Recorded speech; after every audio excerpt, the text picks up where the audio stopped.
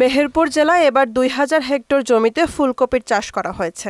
আবহাওয়া অনুকূলে থাকায় বাম্পার ফলন হওয়ায় দাম নিয়ে বিপাকে পড়েছেন কৃষকরা। মৌসুমের শুরুতে একটি ফুলকপি ৪০ থেকে ৫০ টাকা বিক্রি হলেও তা এখন ১ টাকায় নেমে এসেছে। অনেক পাইকাররা আবার কিনতেও চাচ্ছেন না। ফুলকপি বিক্রি না হয় জমিতেই নষ্ট হচ্ছে। কেউ কেউ ট্রাক্টর দিয়ে ফুলকপি গুঁড়িয়ে দিচ্ছেন, কেউ বা ব্যবহার করছেন গবাদি পশুর খাদ্য হিসেবে। এ অবস্থায় ক্ষতিপূরণের দাবি জানিয়েছেন ক্ষতিগ্রস্ত কৃষকরা। ব্যবসায়িক নাই যে নিয়ে যাবে, হয়তো তারাও দাম পাইছে না, আমাদের সাথে নিতে পারছে না। আমি তো কপি গরুর জন্য নিতে এসেছি। হেভি কষ্টে আছি আমরা। বিক্রি হলে করবো কি, ওটা দিয়ে চাষ করে ফেললাম, বিক্রি যাওয়ার আমার ৩ লাখ টাকা ১ লাখ টাকা খরচ, আমার ৩ বিঘে বিয়ের উপরে সার পানি মনীষ খরচ।